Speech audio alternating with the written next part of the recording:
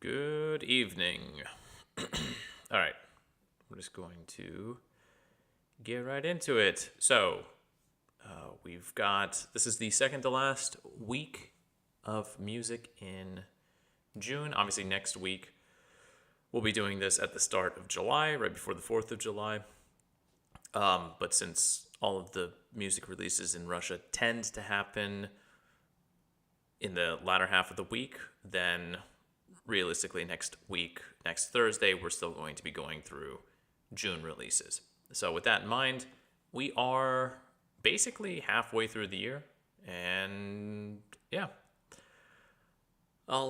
Next week I'll probably have a little bit of some thoughts with regards to what the first two quarters or the first half of the year brought us. But as it stands right now, I'm just going to get into the music. And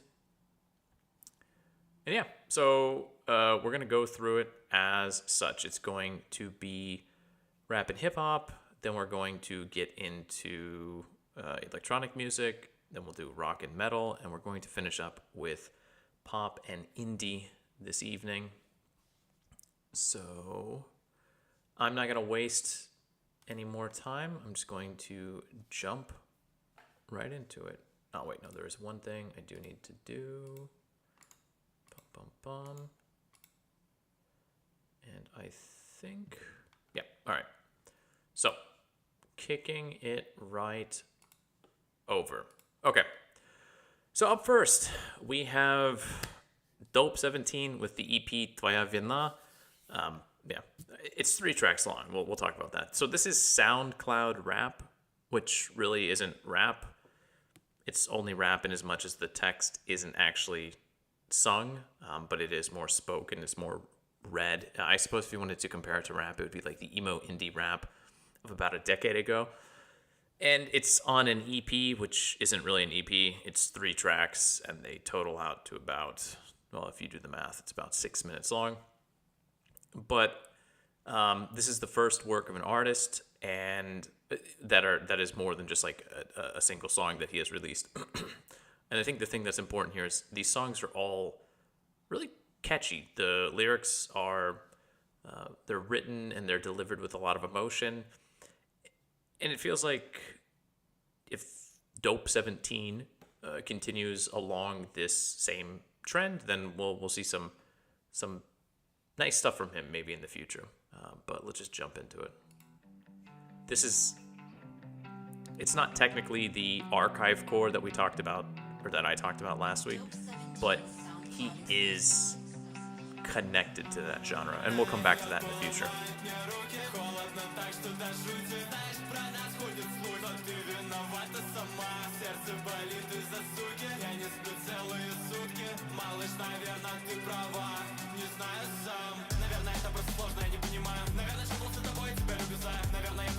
I mean, I guess, yeah, it is rap, but it is definitely the emo indie rap.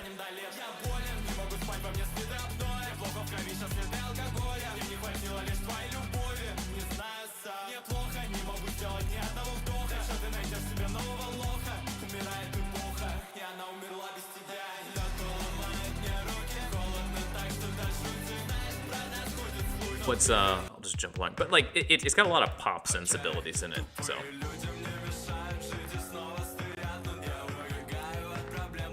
Almost a post-punk bass line here.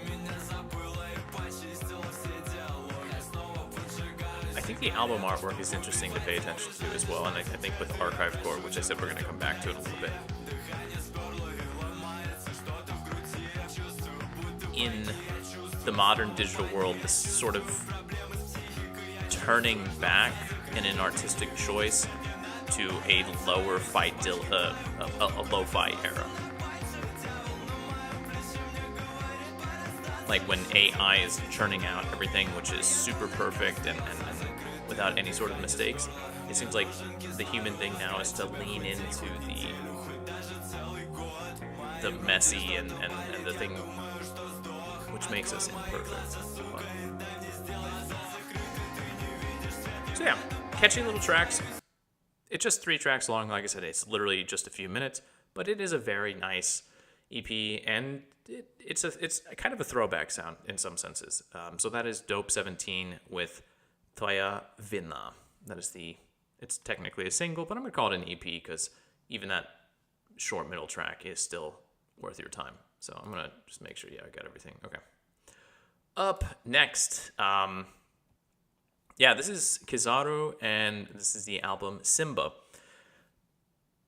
Probably the biggest name release for the week, and as often is the case when approaching a new release from an artist which has a back catalog like Kizaru, it goes back basically a decade, has a ton of albums in it, and I'm absolutely unfamiliar with it.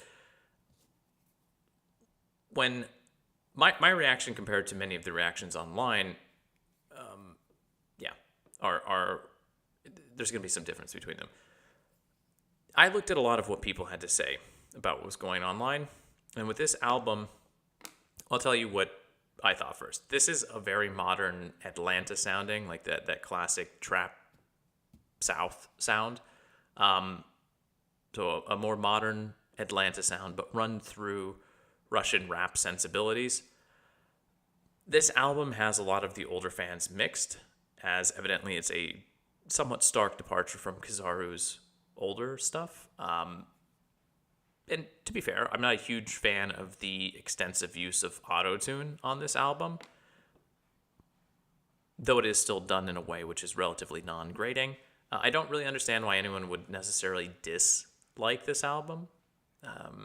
If you don't understand Russian, I will say this right off the bat, then the production and the flow here, just really top-notch, really good stuff, and it's just a great album to bump along to. If you do understand Russian, then the lyrics here they're not the greatest when it comes to wordplay. There's not necessarily some huge, deep philosophical thing here a lot of the time, but there is a deep understanding of rap lingo that is demonstrated here, even the English version of it.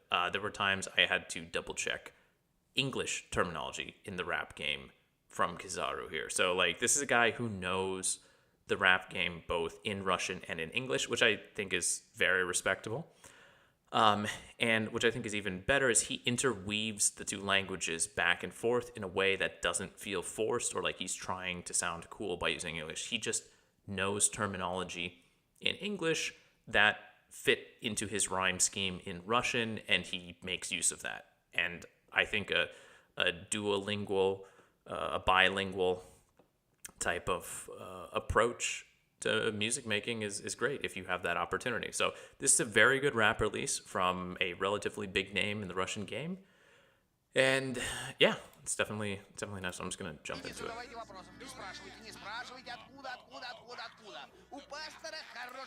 Jump ahead. Oops. All right.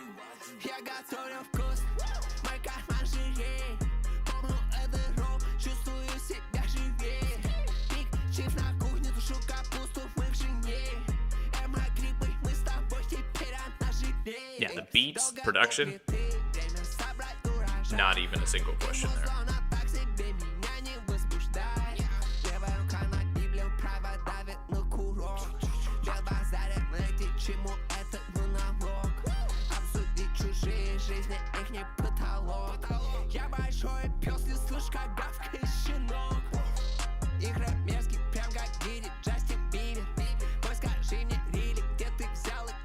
We'll jump around a little bit.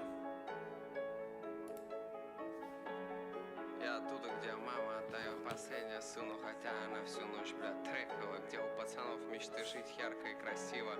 Ведь у них этого никогда не было. Все хотят флексить на тачках, как в клипах у того самого рэпера.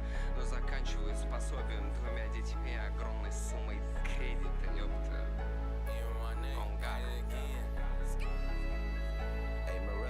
Только посмотри, и я он, плохая сука, пустит меня со всех сторон. Белый тень не вайбит, чё не так с тобой? Не делай то, о чем будешь жалеть всю жизнь потом. I mean, maybe it's personal preference talking, but this style of beat it feels like a throwback. in some ways, even though the throwback is literally maybe just a decade ago or stuff. But yeah, there is something there.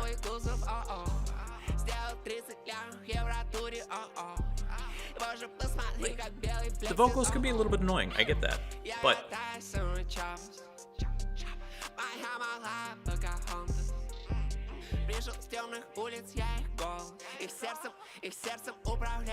gotta throw up. This is like the breakout track. RP server. Let's make it an unforgettable ride.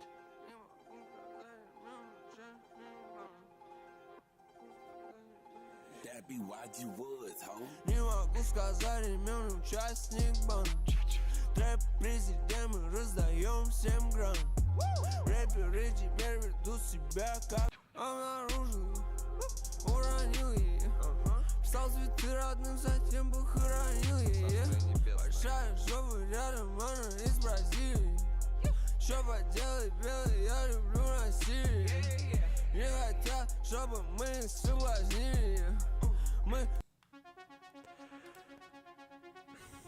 So again, even if you do understand the lyrics, the production is going to be the main draw here. Just in terms of beats and the instrumentals, just everything is like this.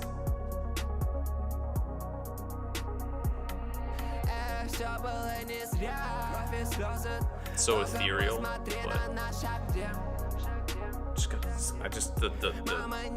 the contrasting of sounds on the beat. So, and to be fair, like Kizaru with the beats does do a pretty good job of like matching emotion to him most of the time. So yeah.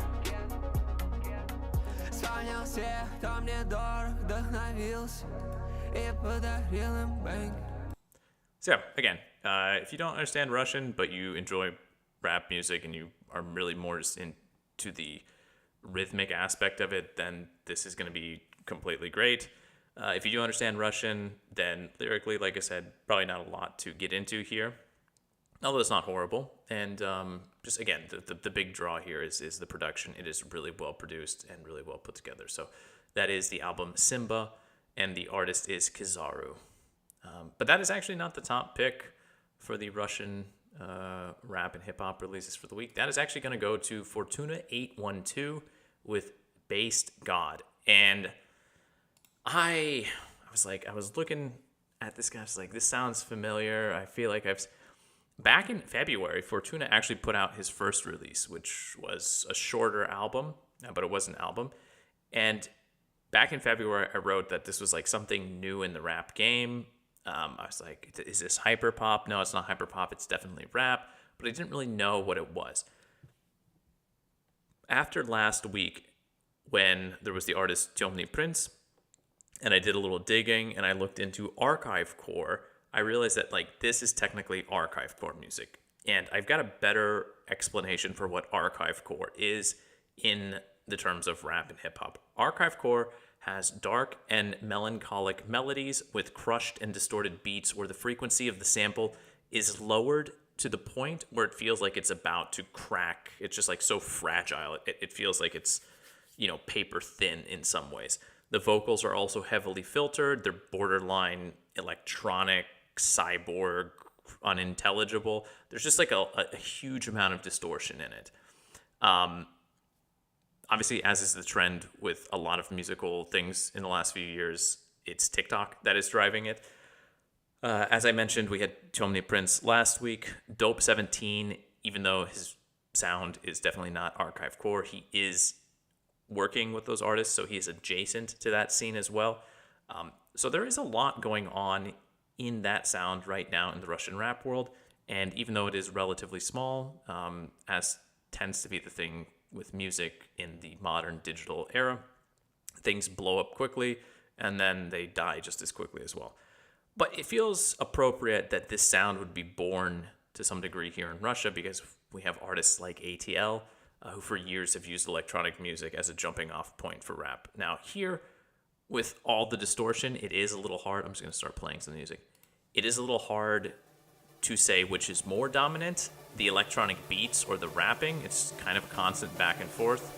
This is definitely still rap music ultimately, but it does at times feel like electronic music.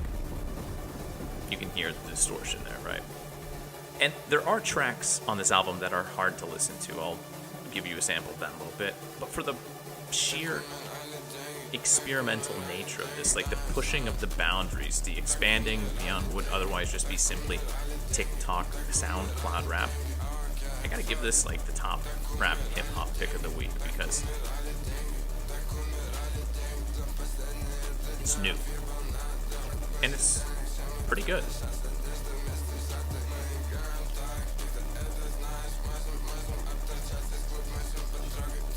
There's also something dystopian to it to some degree.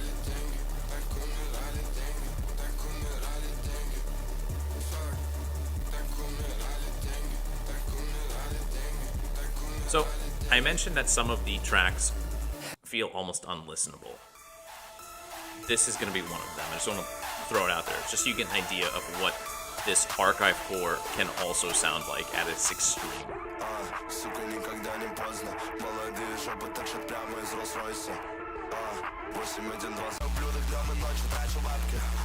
The level of crackle and distortion here. Well, it literally sounds like if you were in like some old beat up car with just a massive sound system in it. It's what it would sound like to somebody outside of that vehicle. But then you have tracks which are almost the opposite. Clear and spacious in juxtaposition.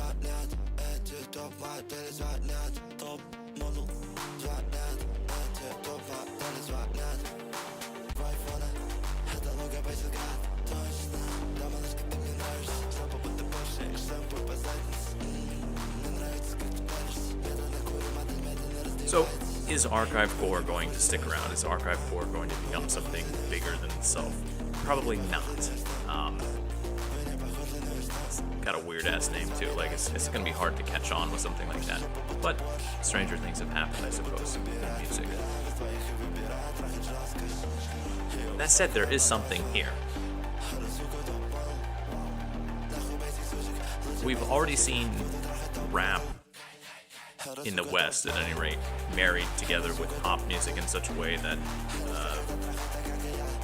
at times it is almost impossible to distinguish between the two genres.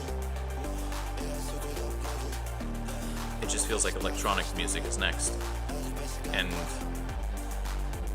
if you look at the history of electronic music and who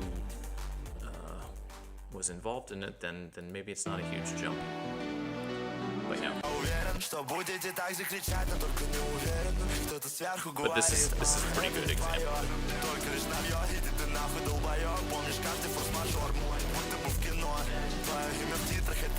Distortion, dark melodies,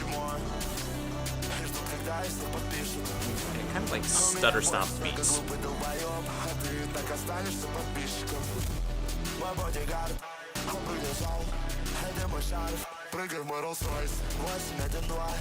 So that is Archive Core. That's the sound. The album is basedgod, and the artist is FORTUNA 812. And that's going to be my top pick for rap and hip-hop this week. Something new and different, a fresh sound. So we're going to move on into electronic music. And we have a lot of EPs for the most part, but it's okay. That's pretty common with electronic music. First up, we have Nicky, Highkicky. Great name. The EP is Stealthy Courage. What we have here, we got 4 Memphis-inspired, just straight-up club bangers. These are going to be equally at home at a summer house party or just like in some dank basement club. This album definitely reminds me quite a bit at times of A-Track's Dirty South dance albums. But like...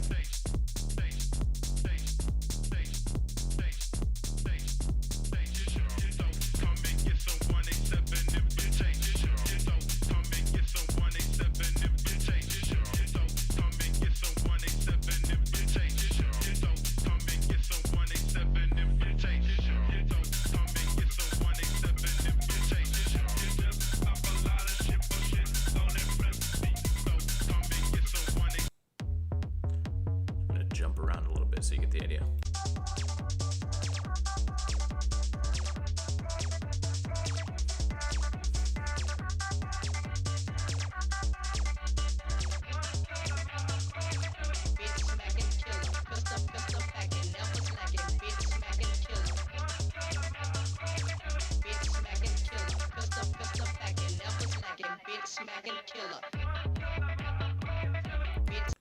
So, I mean, the vocal samples really help carry a lot of this.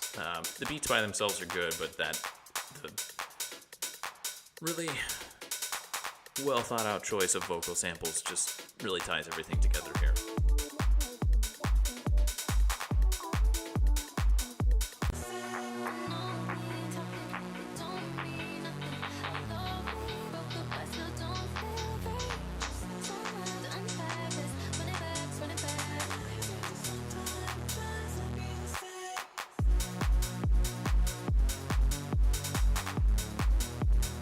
This is probably my favorite track off the short EP, to be fair.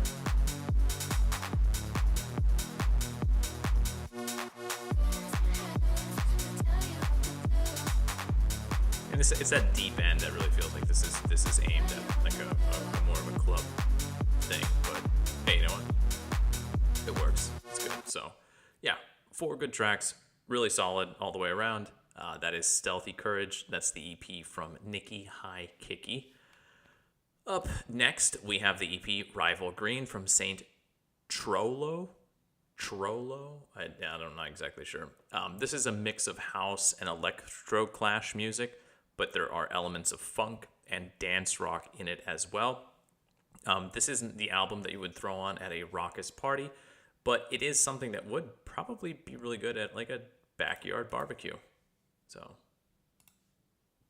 should probably play some of the music. What's going on here? Let's try that again. Okay. The same label as the last one, We Lo-Fi, and this is one of the fairly large electronic labels here in Russia.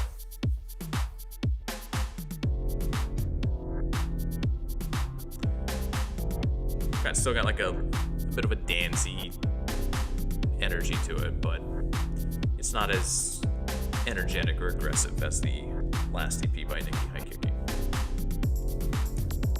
Jump into it.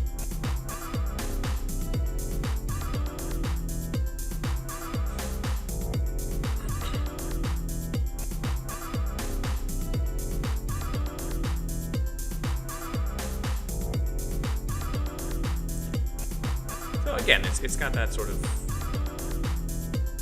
well, like I said, funk, rock, dance rock elements, and there are actually even more pronounced examples of that throughout the EP here.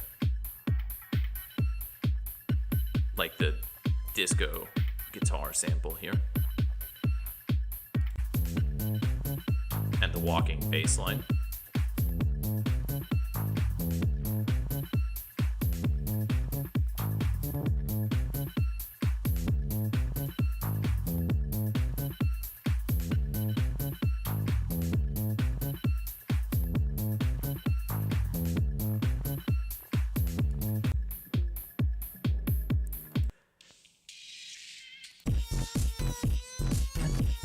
Yeah, to be fair, it's not always as flat and relaxed. There definitely are. It is still electronic music. You gotta be prepared for that.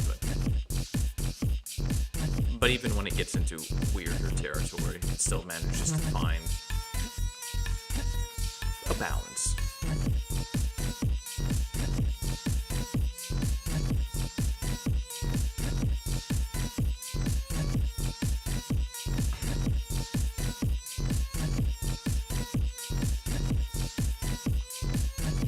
So yeah, that is the Rival Green EP. The artist is Saint Chrollo, not Chrollo. So yeah, again, a little bit more laid back than the one before that, but also still very danceable. All right, up next we got this is a weird one. We definitely got it's an EP. This is Funk the Population by Yablochko Zelenoe. Okay, we got break beats, we got acid grooves, big beat energy. This is a collection of tracks which is ultimately a throwback to the days of Crystal Method or the Chemical Brothers, that moment in the late 1990s, early 2000s when it felt like electronic music really was the future. That was like what we were all going to be listening to in the future. So it's got a lot of nostalgia vibes for it. And also, I gotta say, the intro, hella weird. It's all focused on Heaven's Gate. It's all radio clips and sound clips from news programs.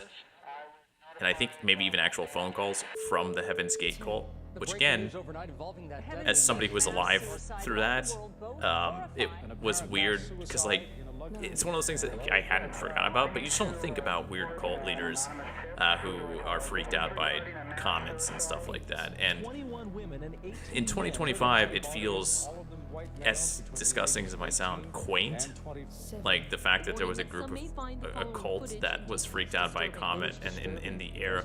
But it is also weird to think about in 2025 how something like that could still easily happen, maybe even on a much larger degree now thanks to the internet. So. Everything here on a normal day is something. But yeah, it does actually play into the framing because Heaven's Gate was 97, and this music in a lot of ways feels like it could have been from that same time period. Like it could be right off the Matrix soundtrack, right?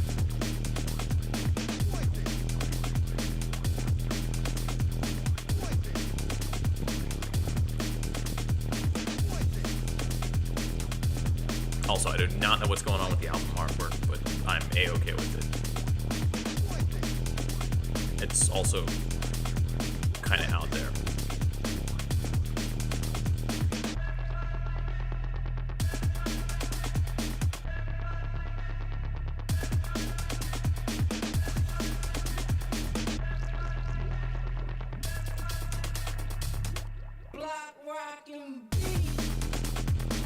So yeah, I mean, again, right, this, it's not all exactly like that, like this weird synth thing going on here. It's definitely, I think, a Russian edition, the late 90s sound, but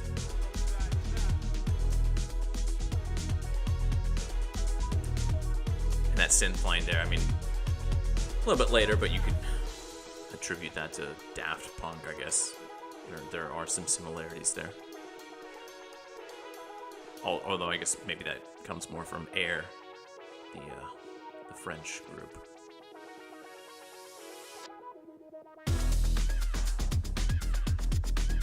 But yeah, the vocal samples, just it screams late 90s, early 2000s. And like that's great, right? Like it's nice. It's nice to go back and revisit sounds that had they come out in the era of the internet, or had the internet been larger at that time, probably would have been much more popular.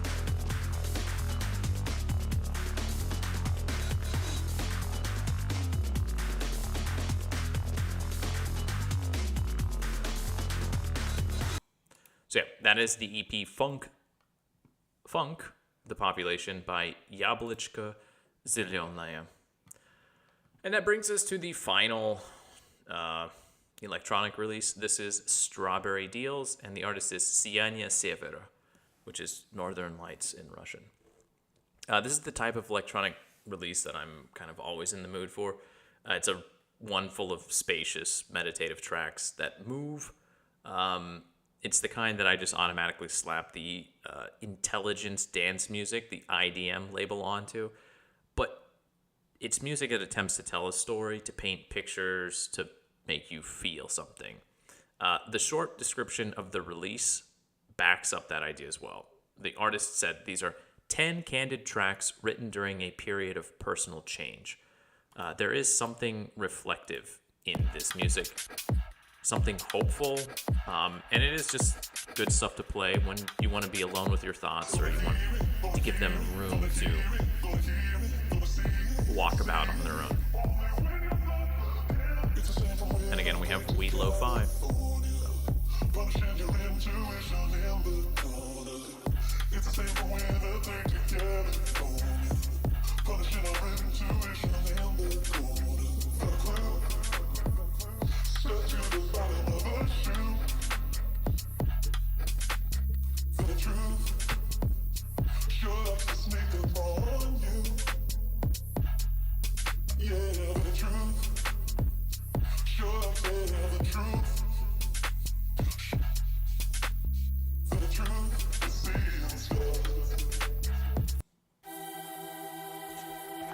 So again, is it music that you would like necessarily dance to? Probably not, but it does have that same energy to it, but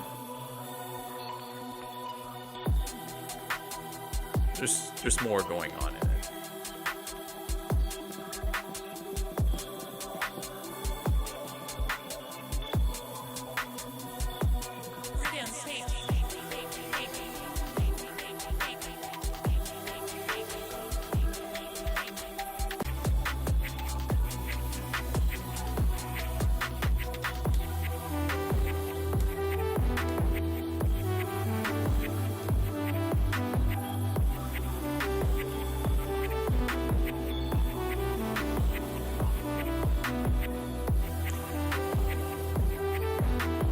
In a lot of ways, it is similar to the release by Mora a week or two ago.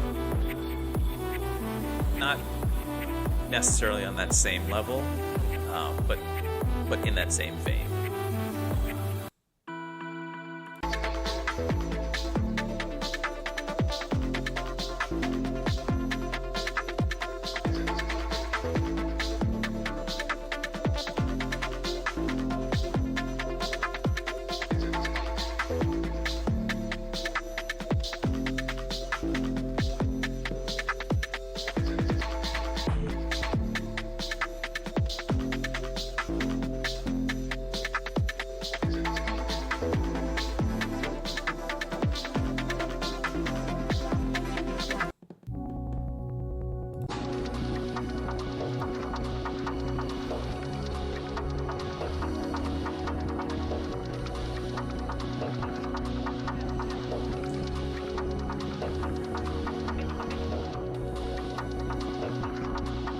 So yeah, it's a nice album to put on if you, I hate to say like for working or something like that. This is the type of music I like to listen to if I need to do some writing, if I need to put my thoughts together on something, if I'm perhaps, well, not writing about music because that makes it difficult, but if I'm I don't know, just doing any sort of mental work where I need something which,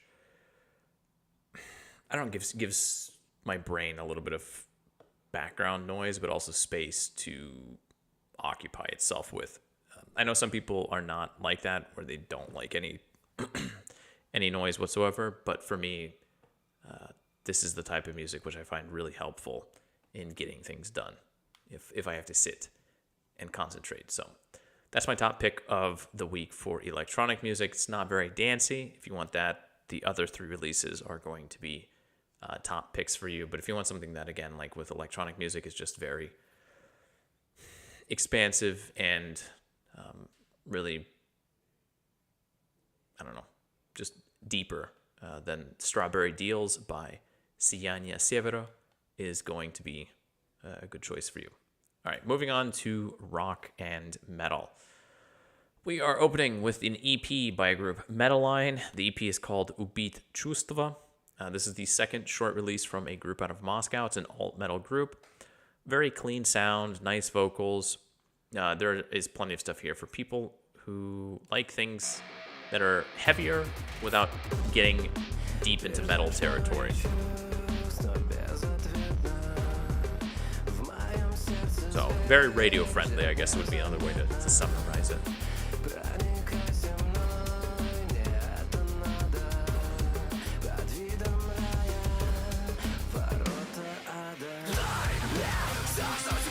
We got a little edge to the vocals from time to time, but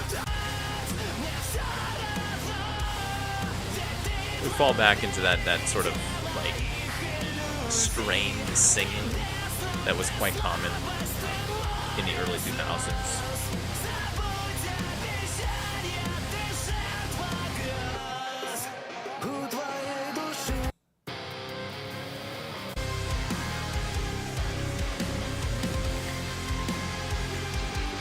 again, for anyone who was alive in the early 2000s, this should be a very familiar sound. And I guess it never went anywhere, but it has had varying degrees of popularity. It does feel like it's coming back around. So, if you enjoyed it back then I guess good news for you.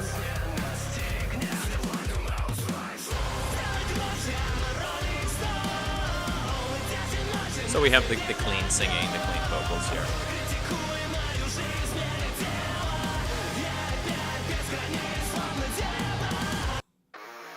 This is, I'm very into gatekeeping back in high school. This is the type of stuff that my friends and I would have thought was dumb as hell. And like, made fun of, I don't know. It's poser music, but like, it's definitely, it's just all rock, so.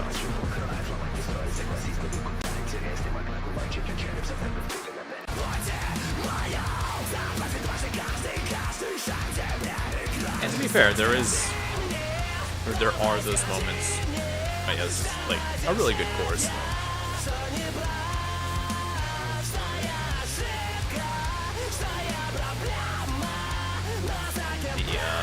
The rhythm that they use there is actually really good. So. And then the vocal clips too from like American sporting events. So yeah, again, alt rock is not my favorite, but you know, this is a nice EP, and for people who do enjoy it, and there are a lot of people out there, this would be a good choice. So this is Убить, Чувства, or Kill Feelings. That's the name of the EP by Metaline. All right, we are going to take a stark departure here. We are getting to the group PVGALO, which basically it's scarecrow. PVGALO is scarecrow, from the Russian word pugat, which literally means scare. So it basically means the exact same thing in Russian. It's a word that is completely different in terms of where it came from, but it means the exact same thing identically, right? So it's like in English we have black sheep, and in Russian they have white crow. Logically, it's the exact same idea. So I always find that interesting. Anyway, PVGALO is the name of the group, and the EP here is Место для шага назад, or Space for a Step Back. It's 10 minutes. I'm just going to be completely honest. It's 10 minutes. It's 6 tracks. This is blackened hardcore punk, flirts with grindcore at times, but it has metal melodic sensibilities throughout. It's a group out of Siberia that has the apt description of anal nathruch if it had been raised on Slipknot. It's just 10 minutes of intensity. Leans into the cliches of the metal genre, because honestly, how serious can you be when you're wearing a bunch of scarecrow masks over your head? Not very, but... And I'm going to be completely honest. The first track is the longest, and it is probably the best, because the group has the most time to actually develop the sound and the song and the ideas. But this is a group that I hope in the future they make longer songs like the first track. But I'll be interested to hear what else they have to put out.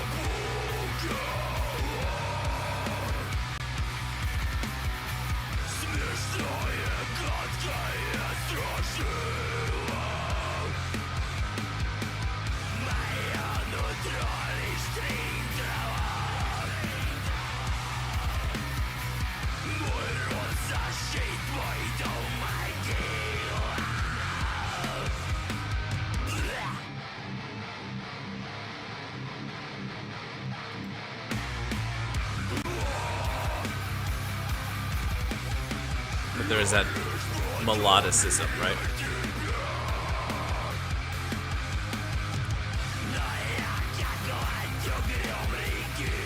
The rhythm section is kind of keeping things locked in.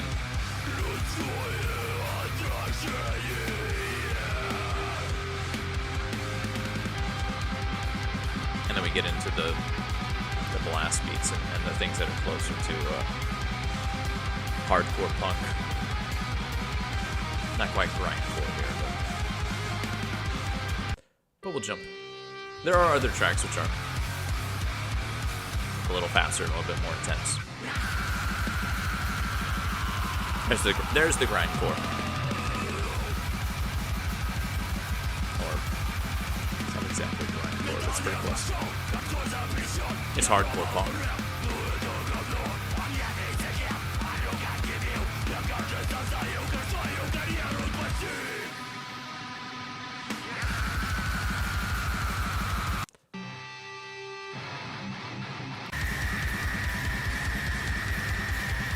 This is getting closer to grindcore.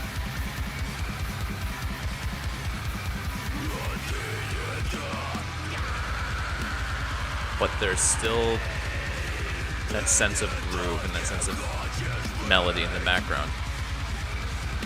So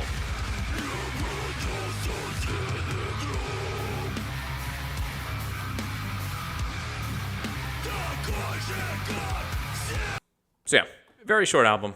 Like I said, it's 10 minutes long. It's not even an album, it's an EP. But the group is PVGALO, and the EP is Место, шага, назад. I'll be keeping my eye on this group and hoping to see more from them in the future. Like I said, a little bit longer. Moving along, we've got Жнец, and the album is Ложи и Презрение. Презрение? Yeah. This is, so it's Lies and Loathing. This is a black metal release, but as tends to be the case with the genre here, there's got to be something here to make it worth me bothering mentioning it, because I'm not a huge fan of that metal genre in general. So here we've got riffing and blast beats, the type of stuff that you would expect from black metal, but there's also a lot of long, open, melodic sections throughout the album and individual songs, and at times it feels closer to older, classic heavy metal, a la Iron Maiden, and even some of the songs have more thrash metal sections. So it is a black metal release, but it doesn't stick directly to that formula. It's like that's the group that they want to be, or that they, but like it feels like maybe one or two of the other members of the group are maybe not like all black metal heads, and so they're letting their other influences come in. For people who are diehard black metal fans, this might feel weak or not true black metal. But for people who aren't as comfortable or familiar with the genre, this is a good intro, I would say. And for people who just like heavier metal, they don't really care about the whole subgenre thing, then you're probably going to find something that you would enjoy here. So, like, right off the bat, it's black metal. That's sort of the fast kicking and the...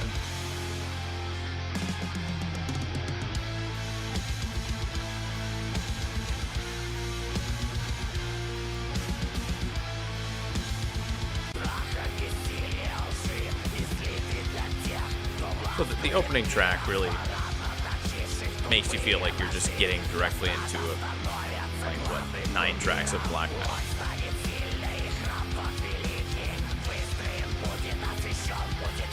And the black metal aspect is not bad.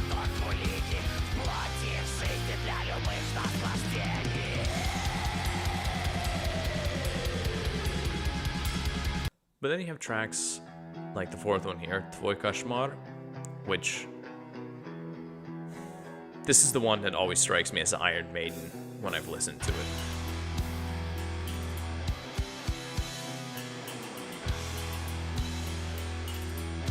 It's a little bit different, but Bruce Dickinson could definitely come in over the top of this.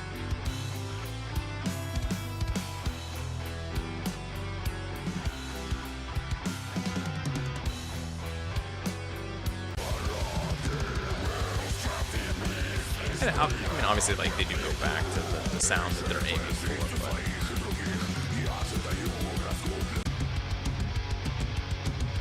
The other thing that's nice, too, is that the tracks are all relatively long, so they have guitar solos, which... It sounds weird, but, like, it's still nice hearing those things from time to time. I feel like a lot of times with metal releases, you don't get them as much. And then you have a track like this, which, the title track. has like thrash metal. I don't remember exactly where it's at, so I'm gonna jump around for a second.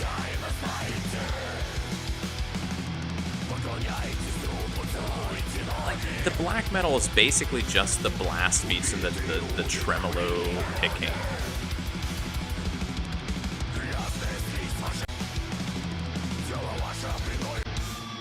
Here's the thrash metal aspect. Like, this is just straight up thrash metal. So, there's a lot going on here, right? And it's one of those things, like, if you come into it assuming it's just going to be a black metal album, then, okay, yeah, it's not that. But, if you just want, like, a metal album that is more black metal than other subgenres, this is it. This is a good one.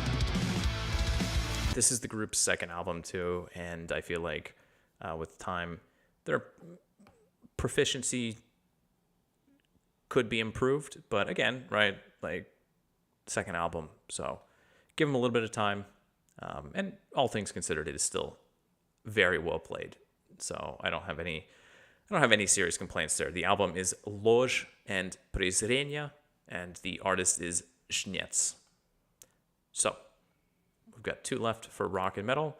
That brings us to ISTOVO, and the album here is Жизнь, замечательных зверей, or The Life of Fantastic Animals.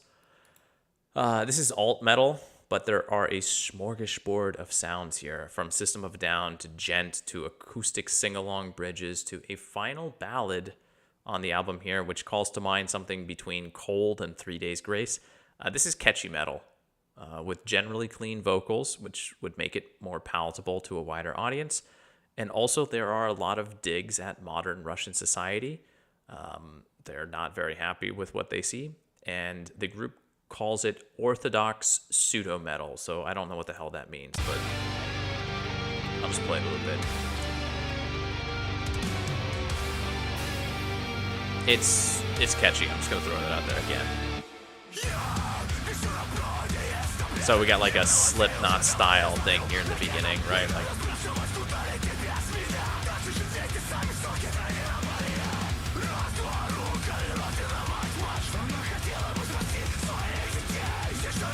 but give it a second.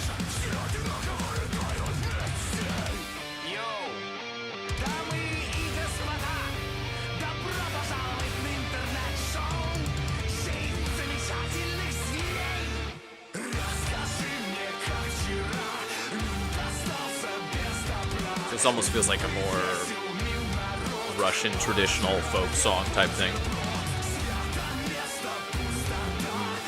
It might even be based on a Russian traditional folk song. It is really scratching something in the back of my mind. And then we go back to that. So it's this like back and forth, right? It is very intense at times, like here in the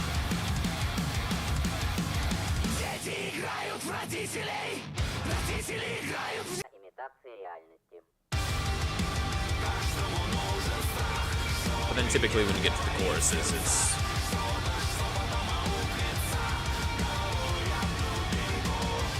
more accessible.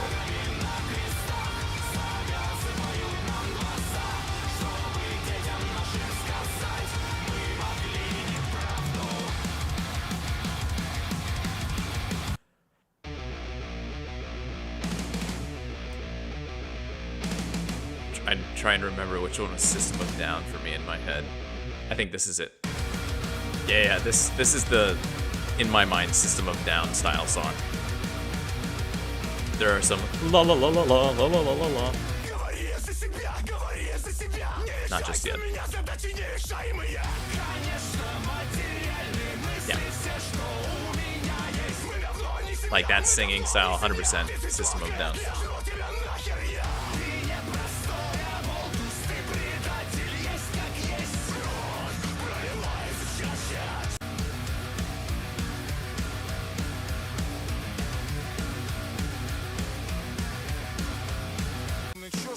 Бля, очередной вброс. Очередной вброс, очередной вброс, очередной вброс, очередной вброс.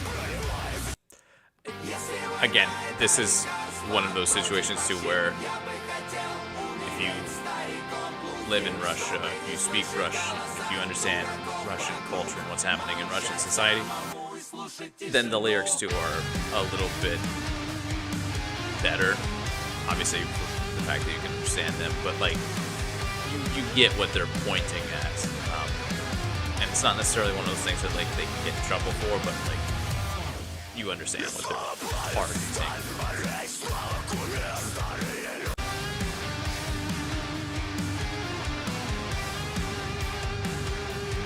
It's been a few days since I listened to this. I'm not gonna lie, I'm probably gonna go back and hit it up again. So, very good album. That is Жизнь, замечательных зверей. The group is ISTOVO. So yeah, really good choice. Honestly, that could easily be the top pick for Rock and Mel for the week, but I'm actually giving it to an EP. The EP is Slova na холсте. Words on a canvas. And the group is N.Tesla. This is a group out of Oryol. They put forth a really good album last year, and they're back with an EP here, which takes the basis of that work, which was something that it was a sound like Kailesa and very early Baroness, and it cleans up that original sound, but makes it heavier and adds more prog elements into it. Also, the songs here are evidently inspired by the works of Leonid Andreev, who was also from Oryol, who was a Russian playwright and author, who is considered the father of expressionism in Russian literature. So, on top of having some nice new tunes to check out, you can also put Leonid Andreev on your reading list, because I also didn't know about him until today, and yeah. Anyway, the music is really good.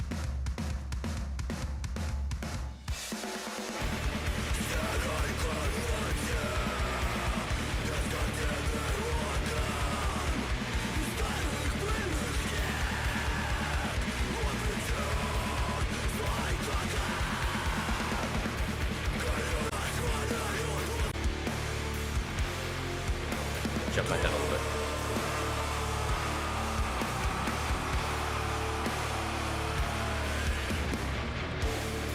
This is somewhere in between that, like, prog metal, hardcore, but also post-metal. It shifts around a lot. And even though it's only 3 tracks and, well, basically 15 minutes long, there are a lot of different ideas here, which I appreciate. I appreciate when you can have a single track which feels like multiple things. And there's also a nice mix of male and female vocals.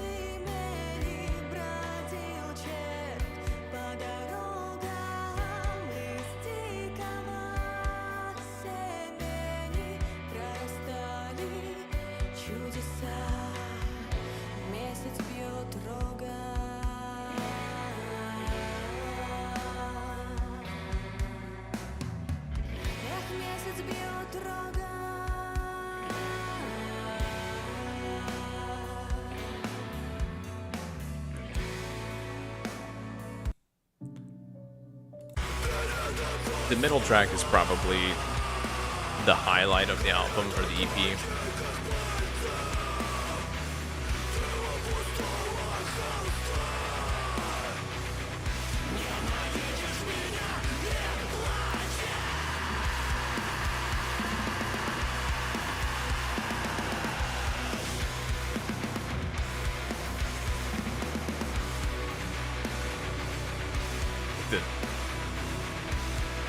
The playing is so tight. You just like dial into it. The drummer's on, like nice fills, but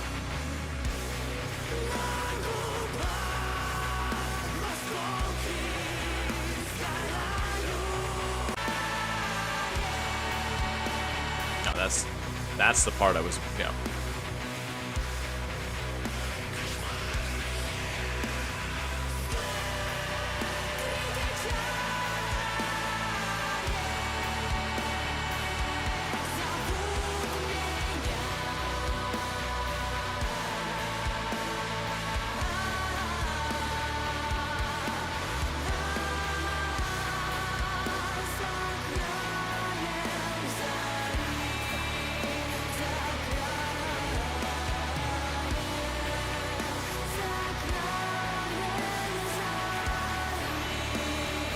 Like, it's very well done. It's just really, really good. And I love Kyless, I love Baroness, so like, I'm obviously going to. If something sounds like that, then yeah, I'm gonna be drawn to it, especially if it's done in such a way. To be fair, if you go back and you listen to the group's release from last year, which is, they've even got like the Kylessa style, Baroness style visuals going on here, but the release from last year, Шесть солнцестояний, which is 6 equinoxes. This, I'll be honest, the male vocals here are a little less pronounced, so if you like this general sound, but would like a little less of the male vocals, then you should check out their release from last year.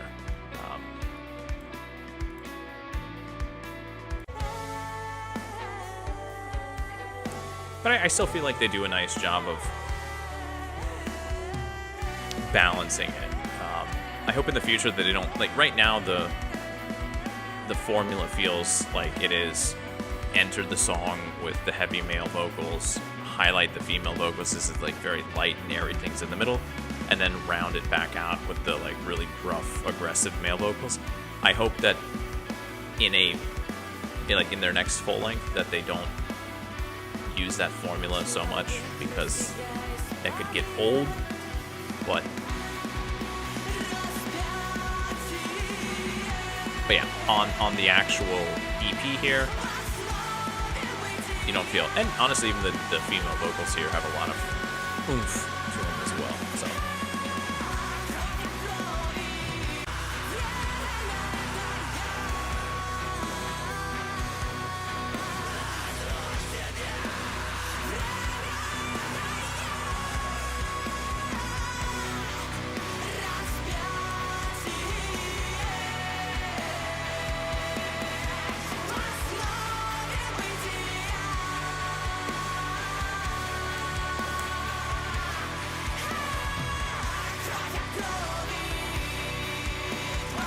I'll cut it off there. So yeah, that is, the group is N.Tesla, and the EP is Slova na холсте, words on a canvas. So yeah, definitely top pick of the week for rock and metal. Although obviously the one before that too was also very, very good. But this is just a sound that I really dig these days. So, and then we're gonna round it out with pop and indie.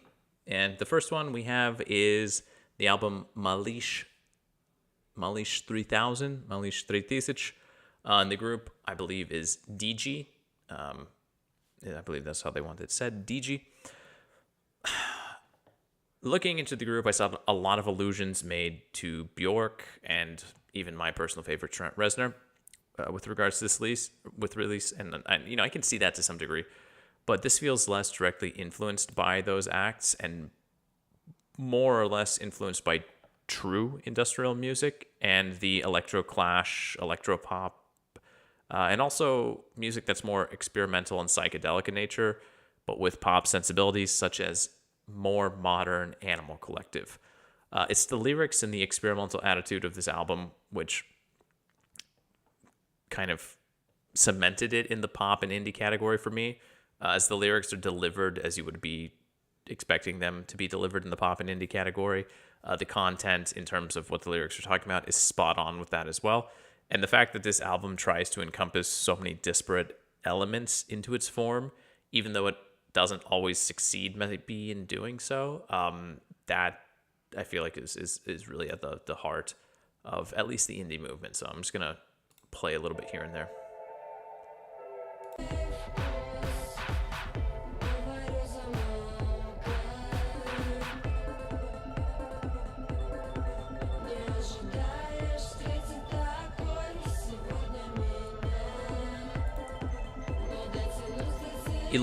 Electronics definitely play like a huge part in this album, so there's no denying that, but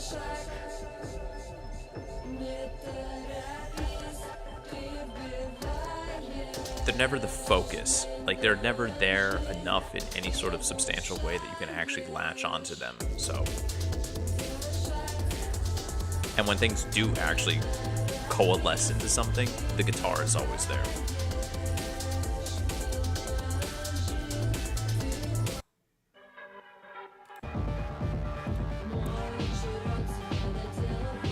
Alright, I'll take that back. Like, this is definitely electronic, but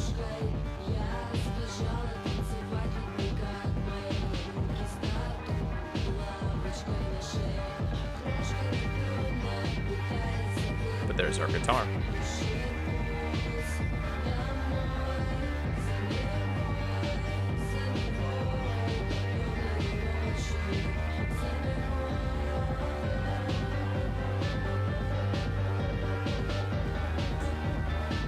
Is it electronic music? Not really. Does it sound like Bjork? Nah, not at all. Is it Nine Inch Nails? No.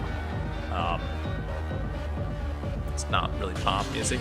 Like, there is a lot of electro clash, industrial here for sure as well too. It's weird. And are there things here that you could maybe point to as like more modern Animal Collective? If Animal Collective went a little bit heavier into industrial music, yeah, I suppose so. Like, imagine Merryweather Post Pavilion, but like an industrial version of that. Someone should do that. Can someone do that? Just take that album and make it industrial? I feel like that would be such a trip.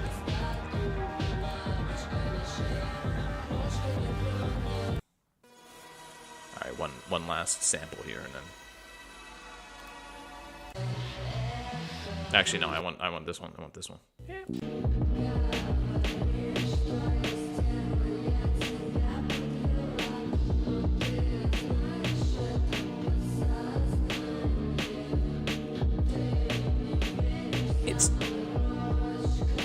This is the group's second album, or second release EP. I don't remember if the first one was the EP or not. This is not easy music. This is not music you're gonna probably sit around and listen to repeatedly, but it is something that, like there are times you hear things and you're like, I don't really know what to make of this, but at the same time, I know there's something here. And that's like this album. I guess if you wanted to dedicate a bunch of time to it, give it a bunch of re-listens, you would probably unpack it and really sort it out in your head. But this, at the same time, I think for the majority of people, you recognize something's here, and you hope that the artist on their next release fully realizes the idea that they were striving for on this one. Not to say that you shouldn't listen to this one. This one's still a good release, but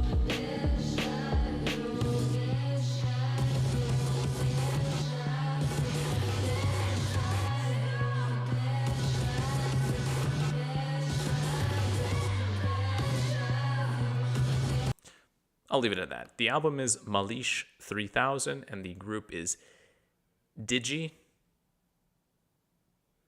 And yeah, that brings us to the final release of the week.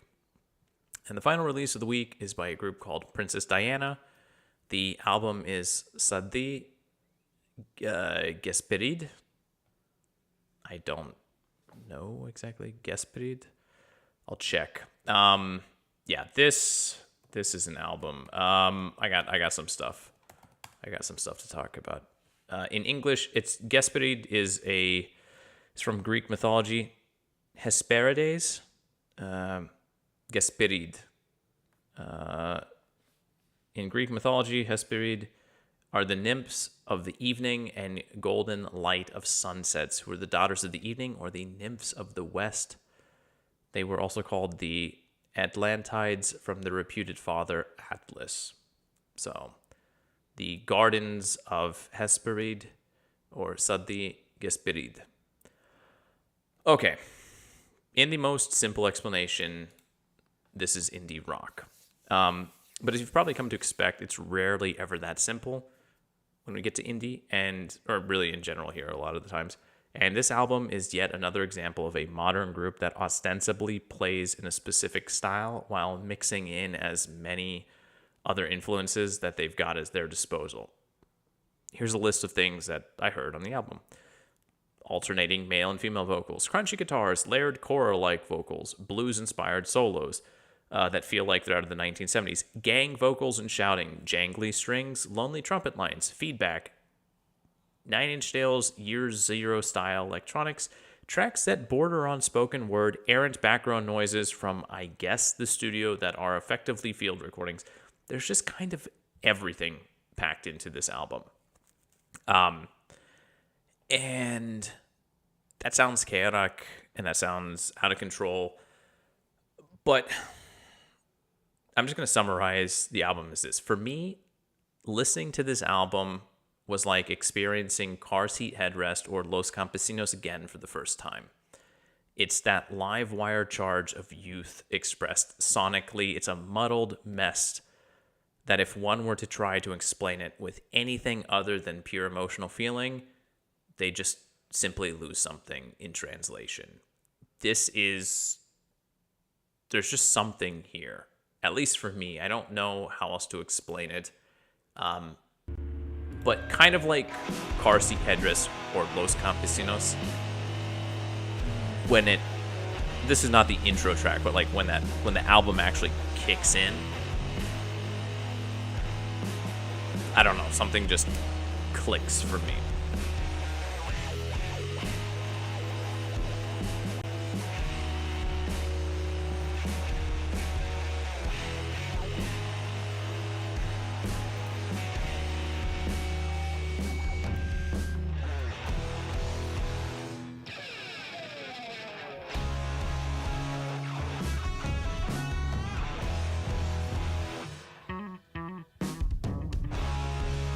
I fucking love this track.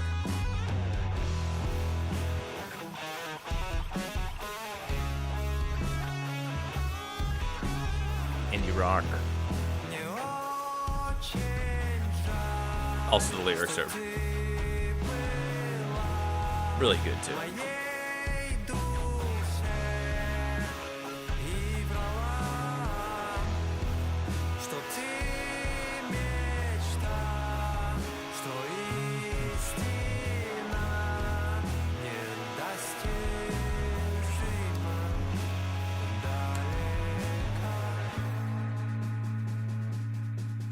I'm literally just going to let this play for a little bit because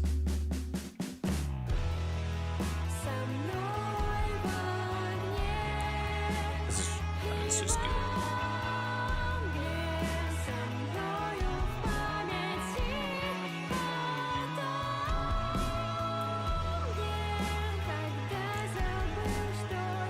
This is the opening track too. This is not what they could have easily like maybe closed the album with this, but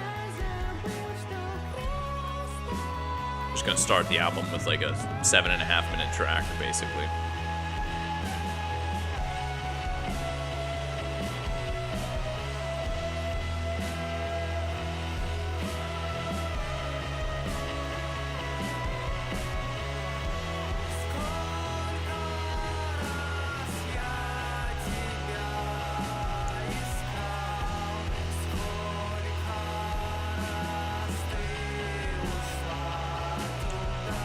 It's not just this track. I could just listen to that thing all the way through. But like, and the other tracks are definitely, like that first track has a lot, like I said, that 70s rock sound there. There's no denying it. But even if we get more into the indie rock territory,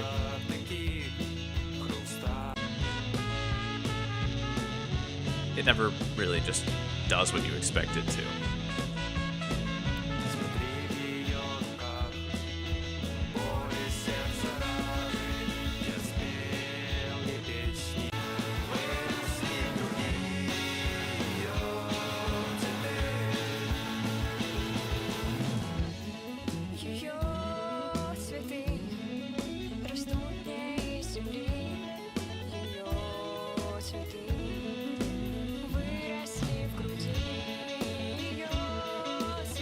The first and the final track are also basically just straight up instrumentals, so that's why I'm not even touching on them. Like, they managed to, in 30 minutes, of which 5 of them are basically straight up instrumental, So 25 minutes, pack in so much.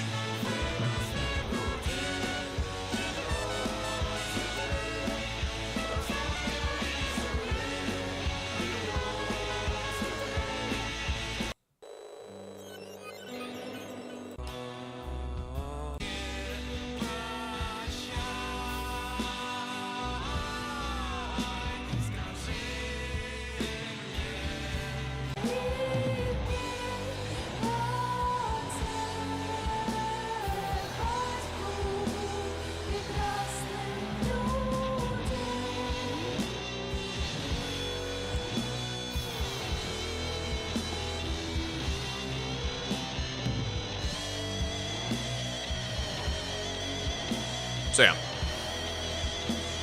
I think you get it at this point in time. I've already played, realistically, 3 out of the 5 tracks.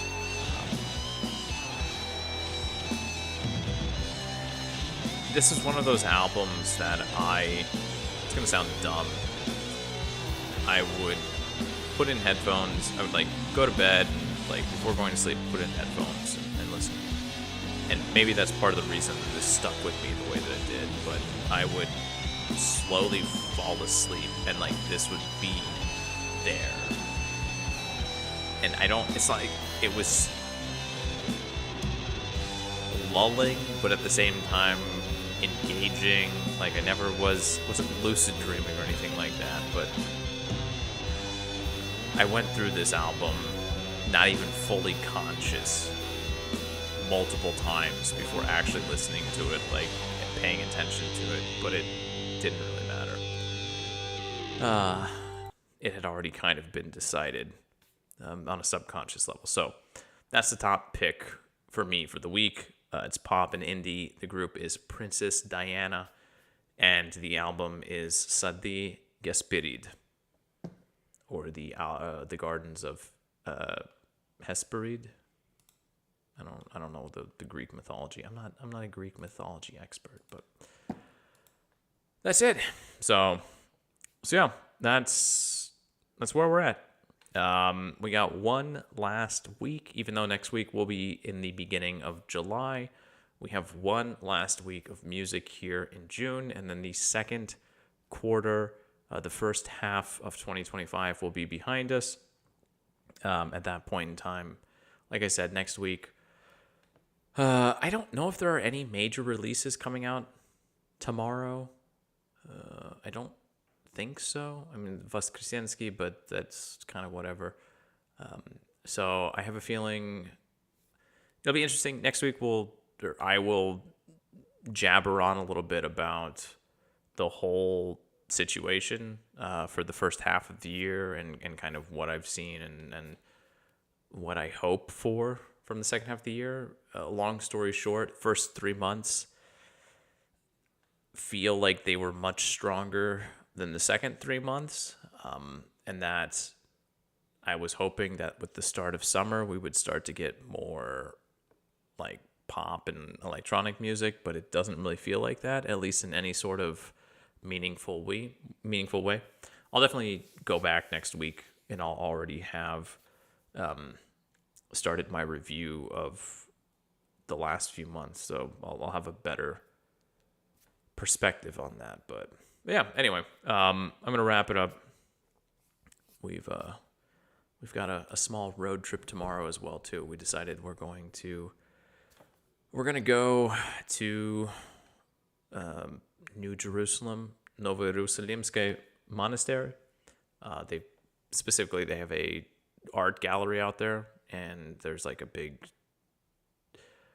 exhibition with art connected to the turn of the last century, and Russia and Uzbekistan. So we're going to take a trip out there tomorrow, and then on Saturday we're going to go the other way out. So, yeah, I don't know. I'm going to wrap things up so I can take care of some other stuff and then get to bed so I can hit the road nice and early tomorrow. But I'll be back next Thursday at the same time, 10 p.m. Moscow. I will be here on Sunday for the news, 9 p.m. as usual as well, and then next Wednesday, 9 p.m. for the midweek recap. as always. This is nothing new at this point in time. But everyone have a good evening, good afternoon, whatever time of the day it is. Y'all take care of yourselves. I will see you when I see you. And until then, paka paka.